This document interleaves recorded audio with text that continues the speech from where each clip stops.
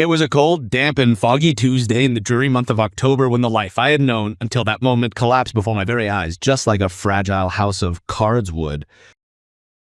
My name is Thomas Mueller. I am 63 years old, an age at which one would normally look back on a fulfilling professional life, reap the fruits of one's hard work, and begin to prepare for a well-deserved retirement in the company of those whom one loves the most. But on this gray autumn day, I sat in the sterile, historic courtroom of the local court and no longer understood the world. Yeah. I had been married to Sabine for years. Years in which I had believed that we would pull together in the same direction to build a solid, happy foundation for ourselves and for our 7-year-old daughter, Mia. I had toiled away, worked countless overtime hours, and traveled all across the Federal Republic as a regional sales manager for a large German industrial equipment firm, all to enable my family to lead a carefree life within the walls of our own single-family home, a house that we had painstakingly paid off over many years of hard work. Sabine ran a small, elegant fashion boutique in the old town. A project close to my heart, which I had proudly supported with my savings. Mia was our greatest pride and joy, the shining light within all of our hearts. At least that was what I had truly believed until that specific fateful moment. The courtroom exuded the typical German bureaucratic smell. A peculiar, almost depressing mixture consisting of old, heavy oakwood cold linoleum, decades of stale bureaucracy, and the sharp stinging fumes that rise from harsh disinfectant. I sat on the hard, uncomfortable wooden chair of the district court, my hands folded so tightly in my lap that my knuckles turned white. Outside, the wind whipped the autumn rain against the high, pointed archway courthouse, while inside there reigned an unbearable silence, which was being broken only by the monotonous, repetitive rustling of the various files being handled within the room. I was desperately struggling to comprehend what Sabine's lawyer had just presented in that ice-cold, piercing voice she used during the proceedings.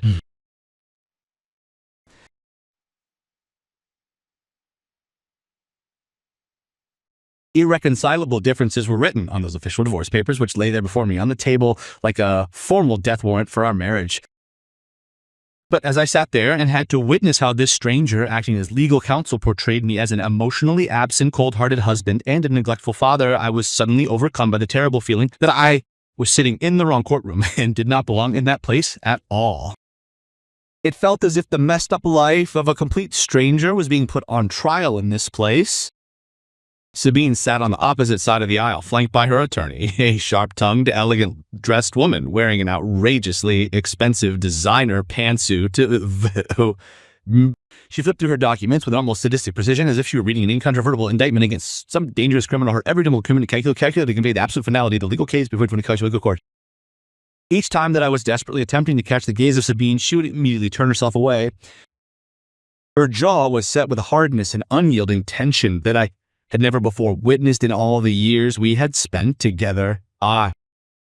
This was no longer the tender woman who only a few months ago had cuddled up to me under the warm covers on lazy Sunday mornings, while the aroma of a fresh coffee and warm rolls drifted through our home.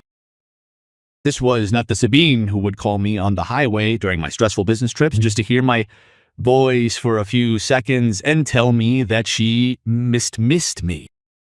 This Sabine, who was sitting across from me, was enveloped in an unapproachable Arctic cold. She was a total stranger who wore the familiar face of my own wife as if it were nothing but a macabre mask. Mia sat on the wooden bench for the audience directly behind us, lost within the vast expanse of the courtroom. Her small, trembling hands were clutching a well-worn, beloved stuffed elephant, which she had owned since she was 3 years old and which had accompanied her everywhere she went ever since that time. Actually, on that Tuesday morning, she should have been sitting in primary school and studying together with all of her classmates. But Sabine had insisted with such a relentless vehemence that it was absolutely necessary for our daughter to be present at this particular appointment. I hadn't understood the deeper meaning behind it. Why did an innocent 7-year-old child have to witness how the marriage of her parents fell to pieces in front of a state tribunal? But Sabine's lawyer had coolly lectured on the best interests of the child and the psychological aspects of the pending custody decision.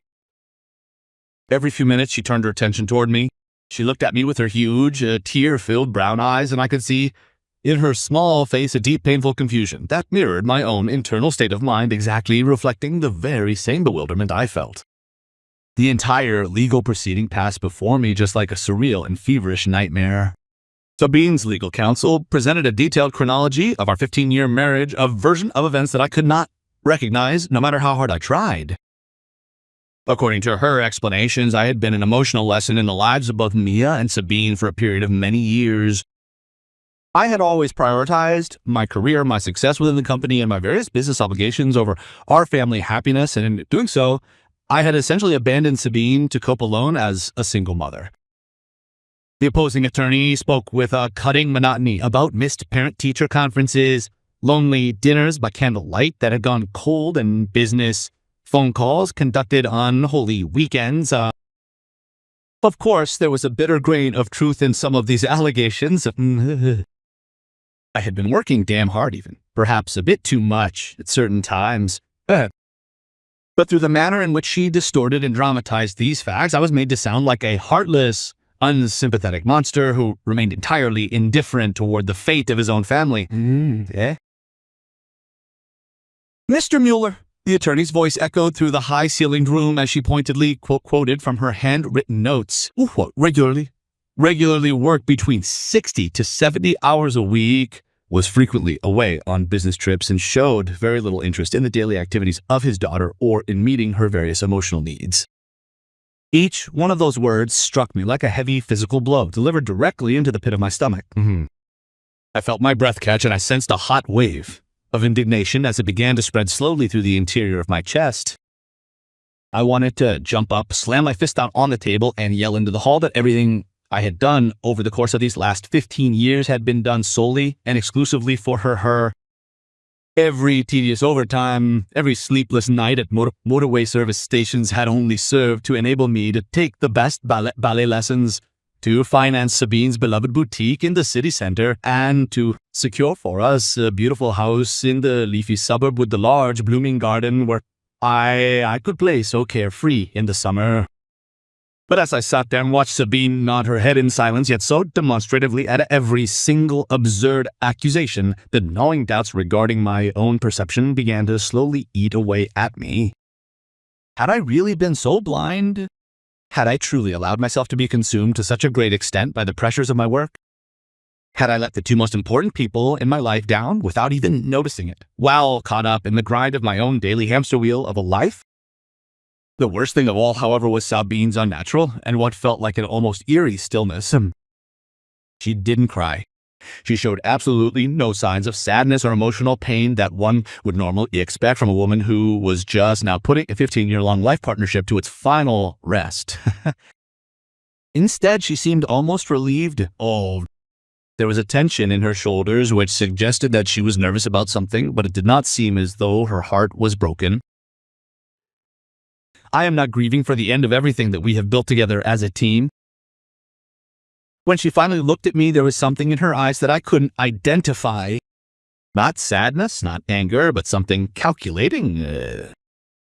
During a brief break, I attempted to approach her while we were in the hallway of the courthouse building. "Sabine, please," I said, while keeping my voice low so that Mia would not be able to overhear what I was saying. "Could we please talk about this? I am aware that I have not been perfect, but we can work on it together. We could go to counseling for help. I am also able to change my work schedule to make it work." She cut me off by shaking her head at what I was saying. "It's too late, Thomas. I've made my decision." Her voice was flat, matter-of-fact, as if she were discussing the weather. "You'll understand eventually." "But why now? What happened?" I asked, my voice trembling. "It was just last month that we were talking about taking a family vacation to Europa Park in order to celebrate Mia's upcoming birthday." Sabine looked around nervously, then leaned closer to me. "Some things simply cannot be repaired," she whispered with an intensity that sent a cold shiver racing all the way down my spine. "Some betrayals run too deep." Before I could ask what she meant, her lawyer appeared and led her away, and I was left standing all alone in the drafty hallway of the courthouse building, more confused than ever. As we returned to the courtroom, I observed Mia watching her mother with a facial expression that appeared to be far too mature for a child of only 7 years of age. There was something almost analytical about the way she studied Sabine, as if she were trying to solve a puzzle. When Sabine caught her looking, Mia quickly turned away, deciding to focus her complete attention back onto the stuffed elephant she was holding. As Sabine's attorney continued her presentation, asking that she be granted sole custody of me, the house we had purchased together 5 years ago, and substantial spousal support, I felt my intestaken otis beneath me. This was not merely the end of a marriage, it was the systematic dismantling of everything I had worked for, of everything that I had believed we had built together over the course of our lives. But there was something else, something I couldn't quite put my finger on. The way Sabine kept checking her watch, the nervous glances she cast toward the gallery where other court proceedings were pending, the way her attorney seemed almost too prepared, as if they had both been planning this for a very long time indeed. All these signs pointed to something far more serious. And most disturbing of all was the way in which Mia kept looking back and forth between the two of us. Her thin face was deeply wrinkled with worry about something that went far beyond a simple divorce of her own parents. I had no idea, I thought, that in less than an hour, my 7-year-old daughter would walk into that courtroom and reveal a truth so shocking that it would completely change everything I believed I knew about the woman whom I had loved and trusted for 15 years, who I do. As Sabine's lawyer droned on and on about my supposed failures as both a husband and a father, my thoughts wandered back over the course of the past few months, searching for any clues that I might have possibly overlooked during that time. As I sat in that courtroom, listening to my life being dissected by strangers, I began to recall certain things that had seemed important at the time, but which now felt like pieces of a puzzle that I should have been able to figure out back then. It had started about 6 months ago, maybe longer. Sabine had grown subtly distant in a way that I had previously attributed to the stress she was under. She had always been quite social, speaking on the phone with her sister or friends from the boutique, but all of a sudden those very same conversations became entirely quiet and rather secretive. Whenever I walked into a room, she would quickly end her phone calls or shut her laptop down. Whenever I asked her about it, she would offer the same radiant smile I had once fallen in love with and explain that it was merely girl talk or some kind of boutique drama. I was remembering one night in particular from about 3 months ago. I returned home from an exhausting business trip and found Sabine in the kitchen, her phone pressed against her ear, speaking in a voice so soft and low that I was hardly able to make out the words she was saying. As she caught sight of me, she immediately sat up straight and said aloud, "Oh yes, that fabric order sounds perfect. Make sure to have it delivered by next week."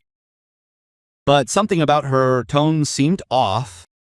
It sounded like a poorly rehearsed rehearsal, and when she hung up, she seemed extremely nervous, which was completely out of character for a normal conversation with a supplier. Then there were the changes in Mia. My little girl had always been cheerful and talkative, and she would run to greet me whenever I came home from work, eager to tell me stories about her day at school or to show me the pictures that she had drawn for me. But gradually she became quieter, more withdrawn. She would still give me a hug goodnight, but there was something different in her eyes, as if she were watching me, as if she were studying me. At the time, I thought that perhaps she was just growing up and becoming a more observant person. Sabine had also been going out more often. Girls' nights out, she called them. Book club meetings that ran late. Shopping trips with her sister that lasted all Saturday. I had never been the controlling type, and I had never once questioned her personal need to spend some time out with her friends. I trusted her completely. Maybe that was my fatal mistake. The sleeping arrangements, too, had changed so gradually over time that I hardly even noticed it happening. At first, Sabine complained that the sound of my snoring was keeping her awake. Then she said that she was having trouble sleeping and did not want to disturb me with all of her tossing and turning throughout the night. Eventually, she had moved into the guest room on a temporary basis while she worked her way through a persistent bout of sleepless insomnia. When I suggested to her that she should see a doctor, she brushed it off, saying it would resolve on its own as soon as the stress from her work began to subside. But the most disturbing change of all was the way in which Sabine interacted with young Mia. She had grown more secretive, with our daughter often engaging in whispered conversations that would abruptly stop the moment that I entered the room. She would take me along on errands and shopping trips that always seemed to last much longer than was actually necessary. Whenever they would return, they would both appear strangely quiet, as if they were sharing a secret that I was not a part of and did not belong to. About 2 months ago, I had attempted to speak with her regarding this matter on one occasion. We were sitting together in her bedroom while I helped her with her homework when I suddenly noticed that she appeared to be quite sad. Is everything okay, honey? I had asked while I was reading through her math worksheet. She had looked at me with those serious brown eyes and said, "Dad, do you know when someone is lying to you?" The question had surprised me. That's a grown-up question to me. Why do you ask? She had shrugged her shoulders and suddenly taken a keen interest in the eraser she was holding. I'm just wondering. Sometimes people say things that don't fit what they're doing. I had made a mental note to speak with Sabine about the matter while also wondering if Mia might have been experiencing some trouble with her friends at school. But when I brought it up later, Sabine had dismissed it as the typical confusion of a 7-year-old regarding the inherent complexities found within adult behavior. Now, as I was sitting there in that courtroom, I realized just how incredibly naive I had truly been. How many signs had I missed or rationalized away? Some brain's attorney painted me as an absent and neglectful husband, but the truth of the matter was that I was present enough to notice the various changes that were occurring within my own family. I simply hadn't understood what those changes meant. During a break in the trial, I glanced over at Mia. She sat there completely still with her stuffed elephant in her lap, but her eyes remained vigilant and were intently focused upon each and every word. There was something in her expression that seemed too knowing, too aware for a child her age. When she caught me looking, she gave me a small, sad smile that broke my heart. Then she did something that surprised me. She reached inside of her small backpack and then pulled out something that looked just like a tablet computer. I recognized it as the one Sabine had bought her a few months ago for educational games. She held it out to me carefully as if it contained something valuable or dangerous. She looked from the tablet to me, then to her mother, then back to the tablet. "Daddy," she whispered, leaning closer to me. "I have something important to tell someone." "What's wrong, honey?" She looked around nervously, then whispered even quieter. "I have something that shows the truth." Before I could even ask what she had meant, the attorney representing Sabine requested that Sabine step forward into the witness stand. I watched as my wife stood up, smoothed out her dress, and walked toward the witness stand with the self-assured confidence of someone who had already planned every single detail. She placed her hand upon the Bible, swore to tell the truth, and began to answer questions regarding our marriage, our family, and my alleged shortcomings as both a husband and a father. Every word she spoke sounded reasonable, even sympathetic. She painted herself as a devoted wife who had done everything within her power in order to try and save our marriage, a protective mother who had finally come to the realization that she needed to prioritize my own well-being above all other matters. She spoke of my long working hours, my frequent business trips, and my persistent inability to connect with both of them on an emotional level.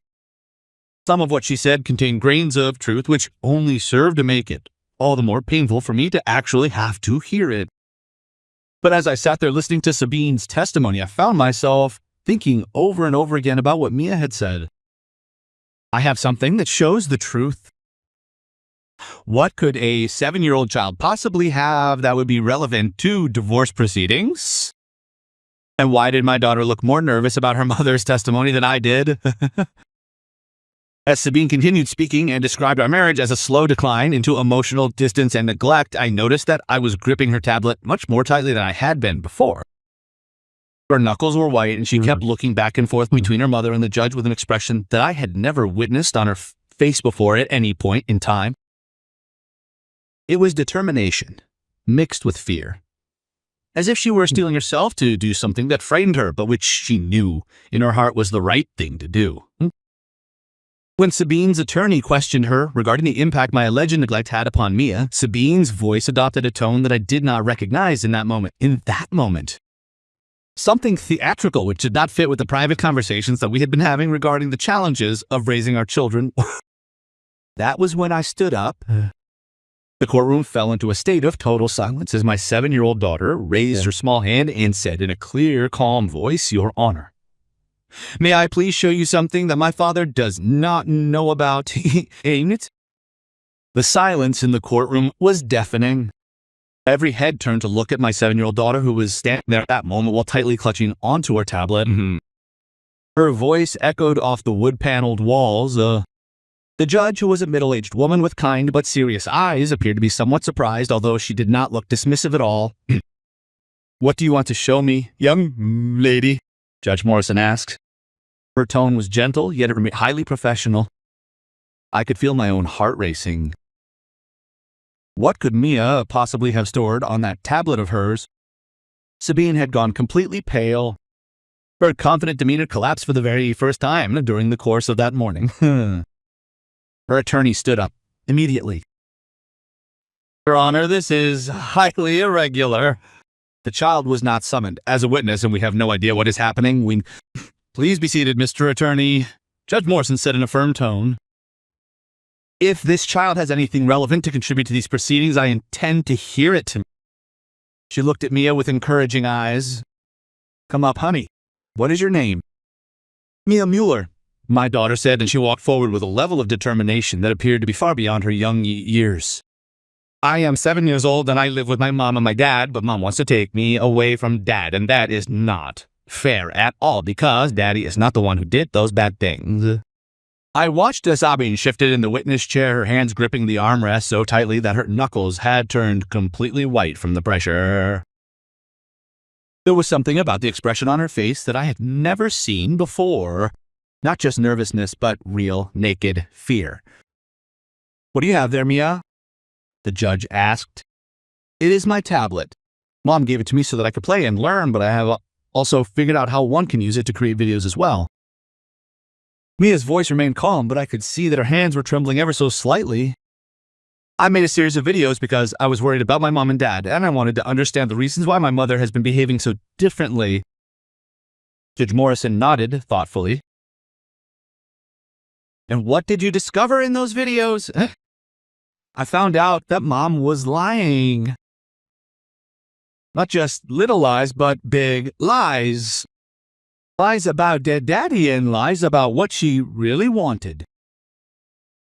Mia looked directly at Sabine, and for a moment I watched as my wife seemed to flinch as though she had been struck with a very heavy blow. Sabine's attorney jumped back up. "Your Honor, this is completely inappropriate.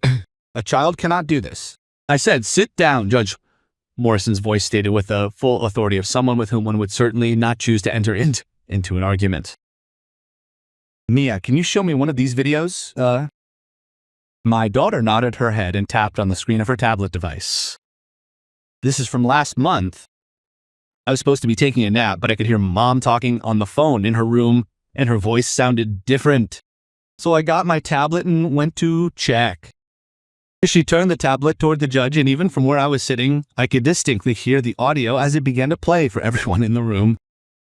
His voice came through the speaker, but it was Sabine, in a way that I had never heard her before. She sounded cold, calculating, and, of speaking, almost cruel. "Of course I don't love him anymore, Stefan. I haven't loved Thomas in years. He was just useful, you know? A steady paycheck, someone who would pay the mortgage and me expenses while I was considering what my next step should actually be." My blood turned to ice. Who was Stefan? And what did she mean by next move? The voice on the recording continued, and it dawned on me with growing horror that this was my wife speaking about me as if I were nothing more than some kind of convenience and not the man whom she had once solemnly promised to love and to honor. The best thing about it is that he is so trusting and so very naive. He has absolutely no idea about us, no idea about any of this whatsoever. He just goes off to work every single day like a good little provider while I am left to plan out our future together on my own instead. Once the divorce has been finalized and I have received both the house and the spousal support payments, we will finally be able to be together for real. Judge Morrison's eyebrows had risen noticeably. She looked from the tablet to Sabine, who looked like she was terminally ill. Is there more? Mia nodded solemnly. There's much more. Do you want to see the one where Mom kisses the man who isn't Dad? The courtroom erupted in commotion. Sabine's attorney was on her feet loudly objecting. My attorney, who had seemed overwhelmed by Sabine's accusations just minutes before, was suddenly hyper-vigilant. But all I could focus on was the deafening ringing in my ears, and then that terrifying feeling that the ground had completely fallen away from underneath me. Meow, Judge Morrison said once order was restored. When did you make this recording? About 6 weeks ago. I made many of them because I was trying to understand why Mom always said mean things about Dad when he wasn't there, but then she wouldn't be near Dad at all whenever he was actually back home. It made me confused and sad. She swiped to another video. This one showed Sabine in our kitchen with a man I'd never seen before. He was tall, dark-haired, perhaps in his mid-20s, and they were kissing with a level of passion that I had not witnessed from Sabine in many months, perhaps even years. Who is this man to me? The female judge asked quite gently. Mom calls him Stefan. He comes over when Dad is at work.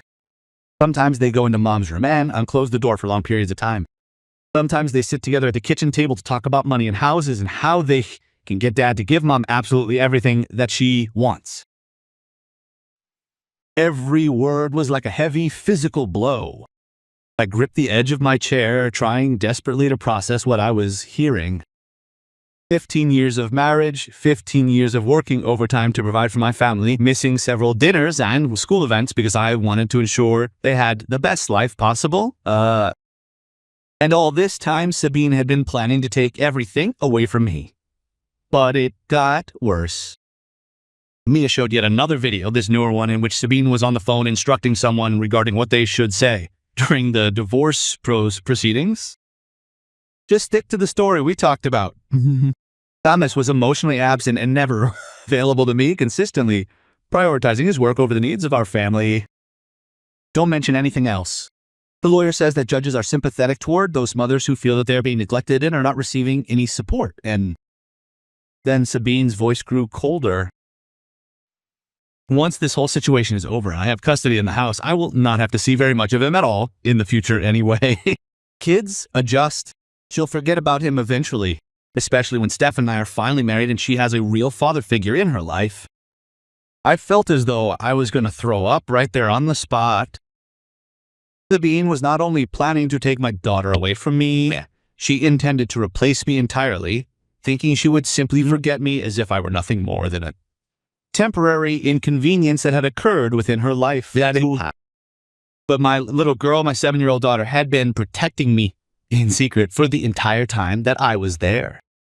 She had been gathering evidence because she could perceive what I had been too blind to recognize, that her mother had lied, manipulated, and deliberately planned to completely destroy our entire family just to satisfy her own purely selfish reasons. Me, I said, my voice hoarse from being moved. Why is it that you didn't tell me anything about this? She turned to me with tears in her eyes. I tried, Daddy. I asked you about lying, remember? But I was afraid that if I told you, Mom would get angry and take me away from you even faster than she otherwise would. I thought if I had some evidence, perhaps there might be someone who could help us. Sabine finally found her voice. This is ridiculous, she said, but her voice was shaky and absolutely desperate. The recordings made of a child cannot be utilized as a valid piece of evidence in court. She doesn't understand what she saw at all. She's confused. She's finding things. Are you trying to say that the voice on these recordings does not belong to you, Mrs. Mueller? Judge Morrison asked coldly. Sabine's mouth opened and closed once again, but no words would come out of it. Mia wiped her nose with the back of her hand and looked up at the judge. I have 17 videos, Your Honor. You want to see more? For the first time since we had entered this courtroom, I felt something that was entirely different from this feeling of sheer desperation. I felt proud. I am proud of my daughter's incredible courage. I am proud of her intelligence, and I am proud of her completely unwavering and deep loyalty. And I felt something else, something that I had not experienced in all those years of trying to be the perfect provider and the perfect husband for my family. I wanted to fight back. Judge Morrison called for a 30-minute recess so that she could review the video recordings Mrs. privately in her chambers together with both of the attorneys. When the courtroom was finally cleared, I sat there in stunned silence, attempting to process the unimaginable magnitude of everything that had been revealed to me during the proceedings. My 7-year-old daughter had spent weeks, perhaps even months, documenting the betrayal of her mother because she knew that something was wrong and she wanted to protect me. The bean had fled into the hallway with her attorney. Their heated, panicked whispers drifted back through the partially open doors. I caught fragments: damage, control, improper child, misunderstanding. But the tone of her lawyer's voice indicated quite unmistakably that both of them knew exactly that the evidence was, in point of fact, absolutely damning. Mia climbed up into the seat right next to me, and she was still clutching her tablet firmly in her hand. "Are you mad at me, Daddy?"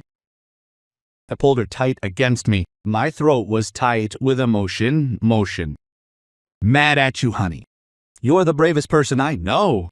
But I'm so sorry you had to see and hear these things. A little girl should not have to be forced to worry about the responsibility of protecting her own father." She leaned on my shoulder. "I knew that something was wrong once Mom started to be mean to you, even at the times when you were not around anymore. She would say things implying that you did not love us and that your work was much more important to you than your own family is. But I know that is not true, because you are always the one who puts me to bed, helps me with my homework, and takes me out to the park whenever the weekend comes around." My heart ached deeply as I considered how Sabine was poisoning the mind of our daughter against me, even while she was planning to take everything for which I had worked so hard over all these years. When the court reconvened after the break, the expression on Judge Morrison's face was absolutely grim. She had seen clearly enough of the videos to be able to understand the entire situation completely. Sabine looked as if she were going to collapse at any given moment.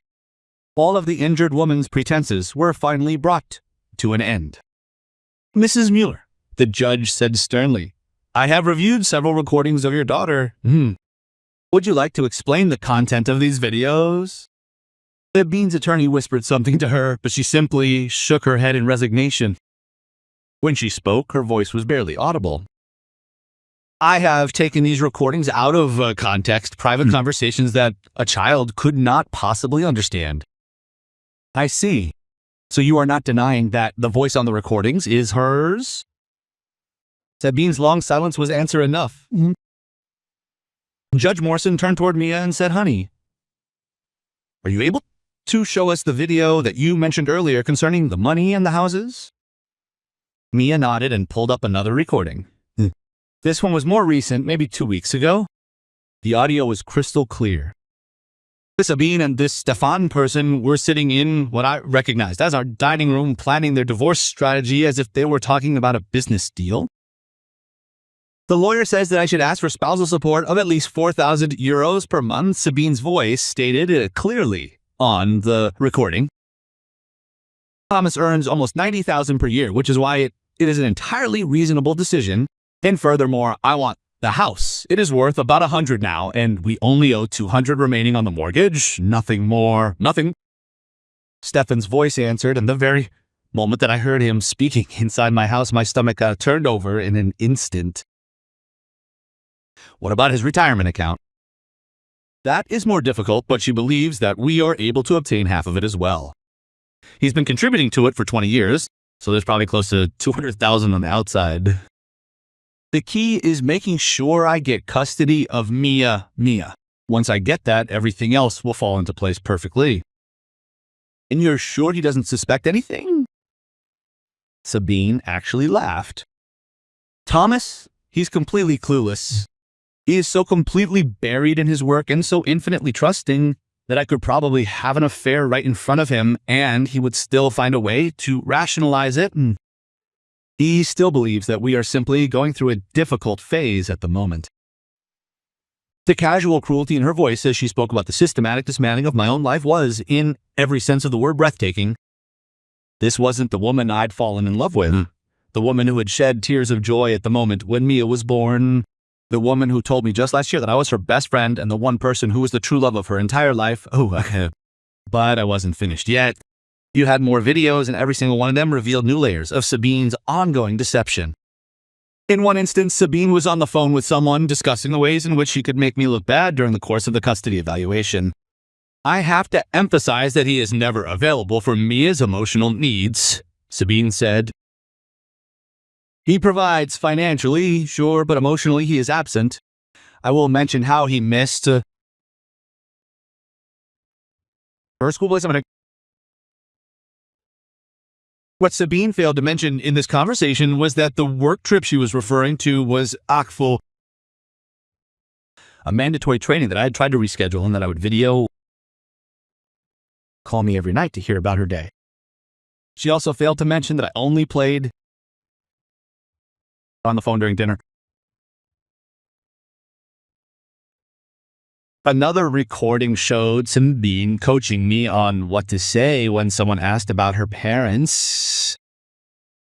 If someone asks you about Dad, just say that he works a lot and isn't home much. Sabine's voice instructed. You don't have to say anything sloppy, just that he's always busy with work. But in the recording, 7-year-old Mia bravely pushed back. But Dad doesn't always work. He plays with me and reads to me and makes pancakes on Saturday mornings. Well, he misses a lot of things, doesn't he? For example, when he had to work late and ended up missing your ballet recital. That was just the one time, and he came to the real concert and brought beautiful flowers, beautiful flowers. I could hear the frustration in Sabine's voice. Adult relationships are complicated. Dad and I aren't happy together anymore, and sometimes when people are not happy together, they find that they must live in separate houses from one another. Wouldn't you rather Mom be happy? The manipulation was so subtle, so insidious. Sabine tried to program our daughter to accept the divorce as being not only inevitable, but even desirable, all the while painting me as the sole reason for the problems that our family was facing. But the most devastating recording came last. It was just 3 days ago, 3 days before Sabine filed for divorce. In it, Sabine talked to Stefan about her plans for the future. Once everything has been settled and Thomas is finally out of the picture, we will be able to live the life that we have always dreamed of, she explained. The house is perfect for us, and with his child support payments, we will have plenty of money. Mia will adjust. Children are resilient, and if Thomas wants to see them, he can have them every other weekend. That is generous enough. What if he fights for more custody? Stefan asked. Sabine's laugh was icy cold. With what, you ask? I possess extensive documentation regarding his neglect, witnesses ready to attest to his persistent absence from family events, and clear evidence of his emotional unavailability. Even his own work schedule serves as proof that he is incapable of providing adequate care for a child. No judge in their right mind would ever award custody away from a devoted mother to a workaholic father. The arrogance. Present in her voice was absolutely shocking. She had been meticulously planning this for months, perhaps even years, perhaps. She was building an entire case against me while I was working hard to support our family, completely unaware that the woman I loved was systematically destroying my reputation and plotting to steal my daughter, Ido. As the final recording ended, the courtroom fell into a heavy, absolute silence, broken only by the sound of Sabine weeping. Yet these were not tears of remorse. They were the tears of a person who had finally been caught and was now facing the grim consequences of her actions. So, Judge Morrison removed her glasses and rubbed her weary eyes. Mrs. Mueller, in my 30 years on the bench, I have very rarely witnessed anyone so calculated deception in family court or. Not only have you betrayed the trust of your husband and manipulated these proceedings, but you have also attempted to use your own child as a mere pawn in the execution of your elaborate scheme. The Zamthana's attorney made a last-ditch effort. Your Honor, while these recordings are indeed troubling, we contend that they depict private conversations which were taken out of context by a child who simply does not possess the capacity to understand the complex nature of relationships between adults. The judge's response was swift and definitive. Madam Attorney, there is no context that makes the act of planning to cheat on your spouse and manipulate custody proceedings acceptable. These recordings depict clear evidence of deliberate deception, adultery, and financial fraud. I am ordering an immediate stay of these proceedings so that Mr. Mueller's attorney can file the corresponding counterclaims. When Sabine realized that her carefully constructed plan was finally falling apart, she revealed her true, ugly nature. Otto. She turned to me with a look of pure rage, which caused me to instinctively stand up and move to protect my daughter from her. You little brat, she hissed. You ruined everything? Do you have any idea what you did? That was the exact moment when I knew with absolute certainty that my daughter and I would be far better off without Sabine, because the woman to whom I had been married for 15 years had just revealed that she cared much more about maintaining her elaborate deception than she did about the fundamental well-being of her own child. The sudden fallout from Mia's shocking revelations transformed the entire courtroom into something that I had truly never experienced before. What had begun as Sabine's own calculated attempt to destroy me had ultimately become her own undoing, and I sat there watching as the woman I had trusted for 15 years was finally confronted with the devastating consequences of her complex deceit. Judge Morrison then called for a lengthy recess while both legal teams regrouped to sigh. Sabine's attorney, who had entered the courtroom that morning with such a confident swagger, now looked like a man whose entire legal strategy had just exploded in his face. He huddled in urgent, whispered conversations with Sabine, but I could hear from across the room see that he was essentially telling her that there was no possibility of spinning what had been revealed to me. My own attorney, Dr. Christian Meyer, initially seemed overwhelmed by Sabine's allegations, but now, armed with indisputable evidence of her fraud and manipulation, he was aroused in a way I had not seen before. Thomas, he said, pulling me aside during the break, this changes everything. We are no longer just defending ourselves against their claims. We are going on the offensive. Which your daughter has captured on those videos serves as clear evidence of adultery, deceit, the manipulation of custody proceedings, and the attempted alienation of parental affection. I nodded slowly, still attempting to process the full and devastating extent of what Sabine had been planning. What does the situation mean for me and for my future?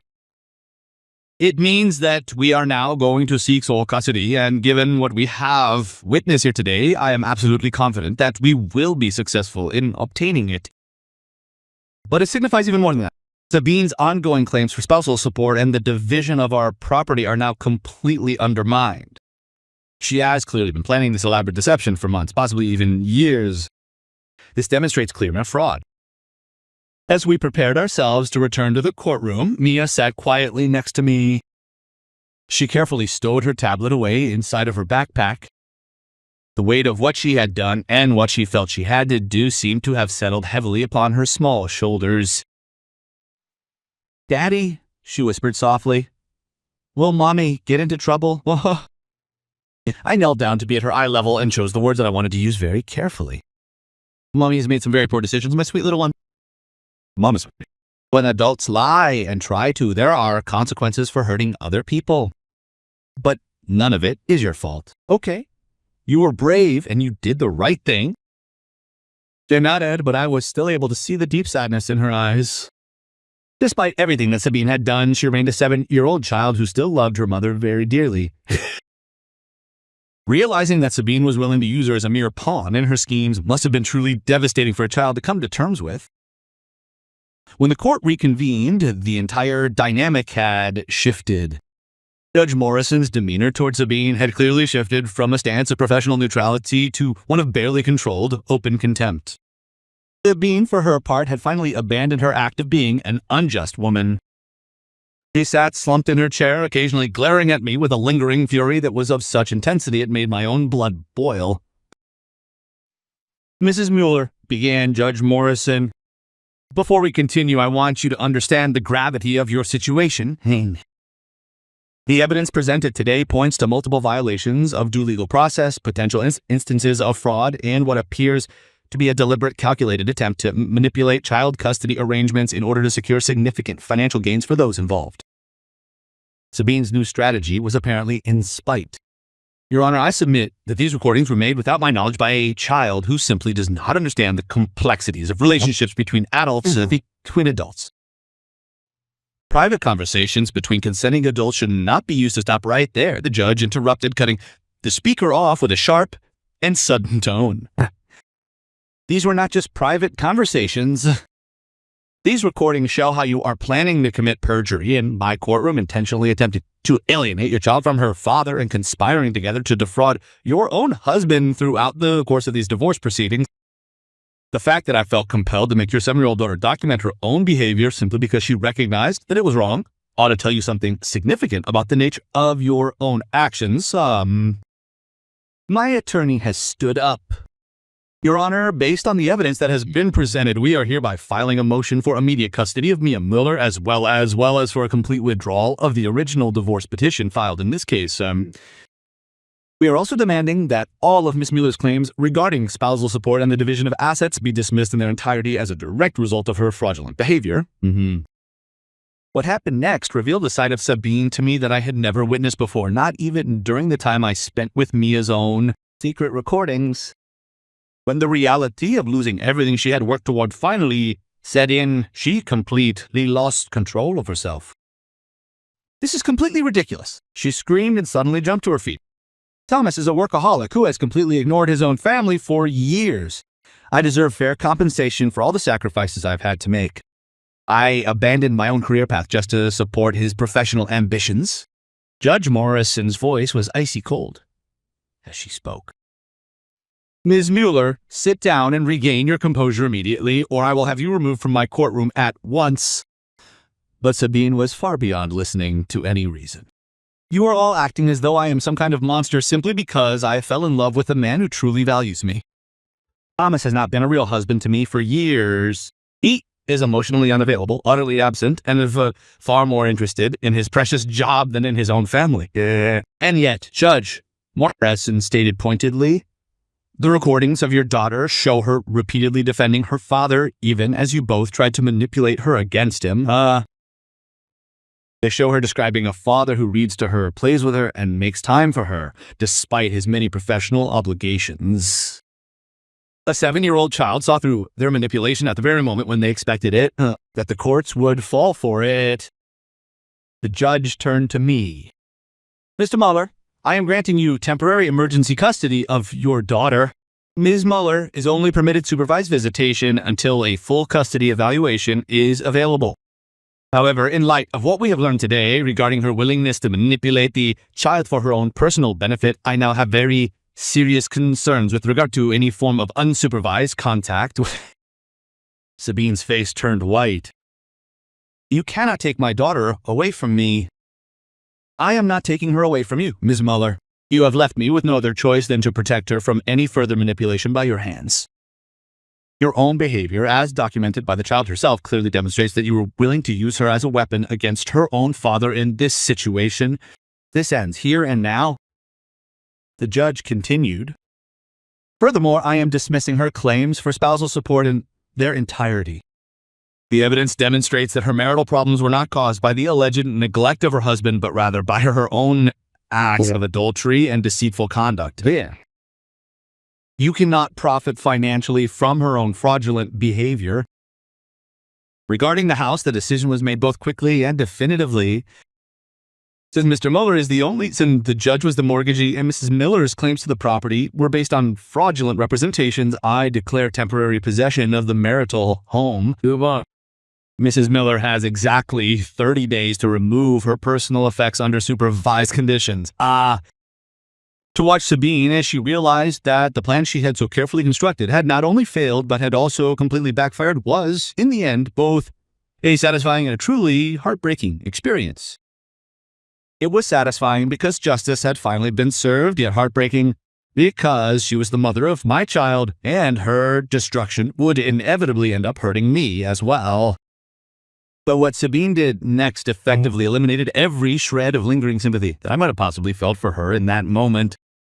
As the judge explained the temporary custody arrangement, Sabine turned toward me and spoke in a venomous voice.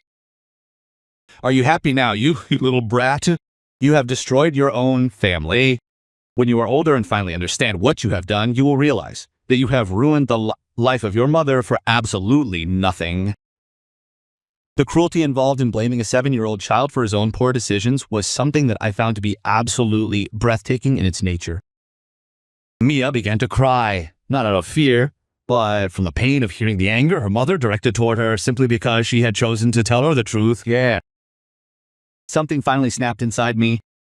For 10 years, I had been forthcoming and trusting, always willing to take the blame upon myself for all of the problems that occurred in our marriage. I had listened to Sabine's accusations in court and found myself wondering if, in truth, I had perhaps been a bad husband and father throughout the time that we were together, But when I saw her attacking our daughter because of her own courage, it finally became clear to me that I was not the one who was the problem. I never had been. I stood up. My voice carried itself through the courtroom with an authority of which I had not been aware that I actually possessed within me. Your Honor, I am requesting that Ms. Muller's visitation be limited exclusively to settings that are subject to professional supervision. A mother who blames her own child for the fact that it exposed her lies is not the kind of person who should have any form of unsupervised access to that particular child. Sabine whirled around to look at me. Her mask finally fell away, completely.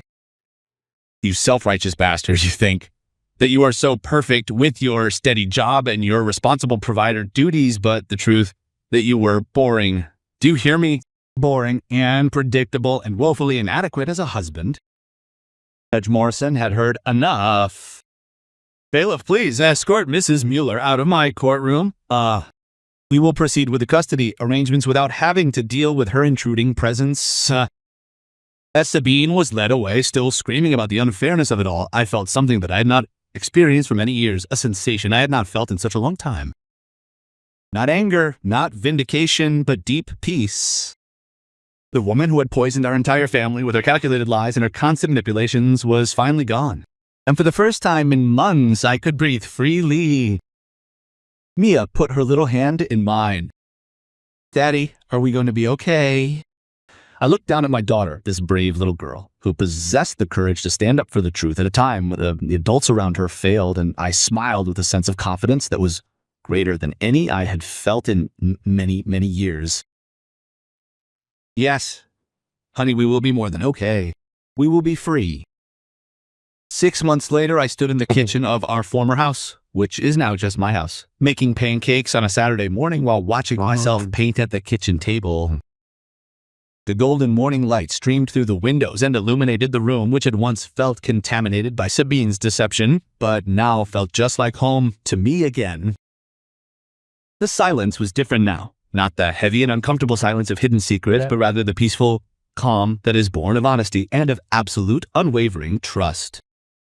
The legal proceedings were officially concluded exactly 3 months after that truly devastating day in court.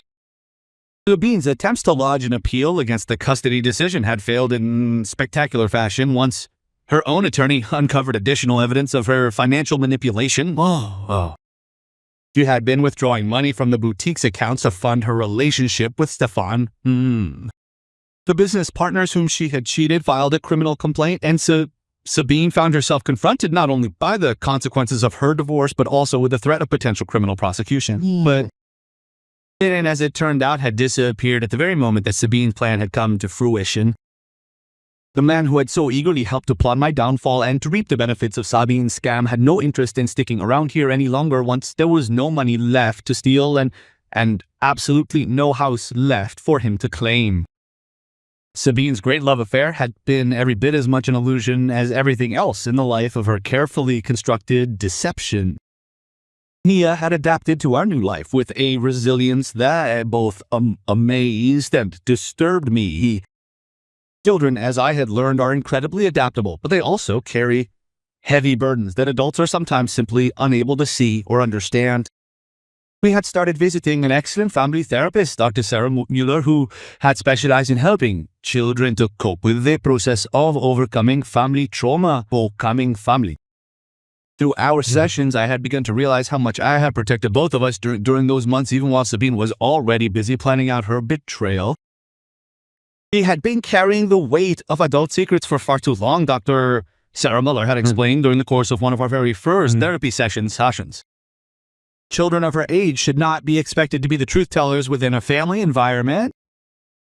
The fact that she felt compelled to document the behavior of her mother tells us that she recognized that something was fundamentally wrong, but she did not know to whom she could safely entrust all of this information, leaving her in a position of complete uncertainty. During therapy, I had revealed more about the months leading up to the divorce on Oaks. Sabine had not only coached her with the intention of minimizing my role in her life, she had been actively trying to turn me against myself with her subtle manipulations and a series of outright lies. Mom always told me that Dad did not want to spend any time with me, as she had explained to me during one of our sessions together recently. Her little voice was matter of fact in the way that children can be when they're talking about painful truths.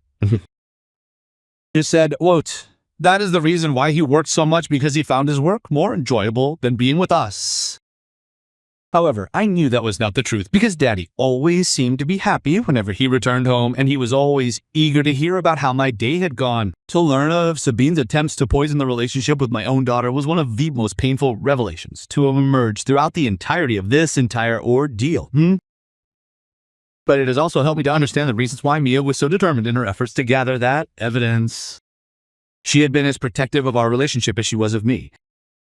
The custody evaluation had been, once it finally took place, nothing more than a simple formality. Sabine's supervised visits had gone badly from the start.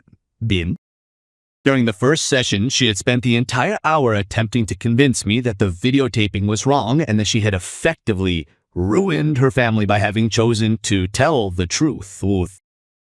The supervising social worker had documented Sabine's attempts at manipulation and recommended that visitation be reduced to a frequency of once per month, strictly under professional supervision. Sabine had missed the last 3 scheduled visits. According to her attorney, she had moved to another state with a relative and was getting her life in order. Mia had stopped asking the question of when she would be able to see her mother again. Sometimes children know exactly when it is time to let go, even before the adults have realized it. The financial settlements had been quite straightforward, at least once the extent of such fraud was eventually fully documented. She had completely forfeited every single claim to spousal support, the family house, or any of my personal retirement accounts. The judge had ordered her to pay back all the money that she had stolen from the boutique, although her former business partners held very little hope of ever seeing much of those funds returned. Sabine had left the city with practically nothing after she had lost everything that she had originally attempted to steal for herself. I had been deeply concerned about how Mia might handle the way her mother left, but Dr. Sarah Muller helped me understand that children often feel a sense of relief when toxic situations finally come to an end, even when that specific feeling of relief is simultaneously accompanied by a profound sense of sadness. For months, Mia had been living with this stress of keeping secrets and trying to protect you, the therapist had explained to me during our session, Alus. Now that the truth was out and she didn't have to carry that burden anymore, she could just be 7 years old again. And that's exactly what had happened. Mia had blossomed once the pressure was off. Her grades improved, she made new friends at school, and most importantly of all, she seemed to be somehow feeling much lighter. The worried, watchful expression that she had worn for months had finally been replaced by that carefree smile, which I remembered so clearly from her early childhood days. We had established new routines that were suitable for both of us and which functioned in the best possible way. I had negotiated a more flexible schedule with my company that included working from home 2 days a week so that I could be significantly more present during the course of Mia's daily life. We used to have breakfast together every single morning, and I made sure that I was back home in time to join you for dinner every single night, unless it was absolutely unavoidable. The work-life balance that Sabine had claimed I was completely incapable of maintaining had proven to be perfectly achievable at those times when I was not attempting to compensate for a spouse who was actively working against the well-being of our family and our shared domestic life. On this particular Saturday morning, as I was flipping the pancakes and listening to the quiet humming of her painting, I found myself thinking about just how much everything had truly changed. The house felt somewhat larger, as if Sabine's negative energy had consumed space that we were now finally able to occupy for ourselves without any restriction. We had redecorated Mia's room together, we painted it in her favorite shade of purple, and then we hung up all of her various pieces of artwork. We had transformed Sabine's former office into a dedicated playroom, a space where I was able to spread out all of her various toys and her arts and crafts. Daddy told me, looking up from her coloring book. Mrs. Chen from next door asked us whether we would like to attend the birthday party of her grandson taking place this coming weekend. Can we go? Mrs. Chen was an elderly neighbor who had lived next door for over 20 years. Throughout the duration of Sabine's campaign to paint me as a neglectful father, I had been deeply worried that the neighbors had actually bought into her twisted narrative. But after the truth finally came out, several neighbors reached out to me saying they had always felt that Sabine was somehow off, far too concerned with mere appearances, and that she was not being genuine or authentic in any of her personal interactions with those around her.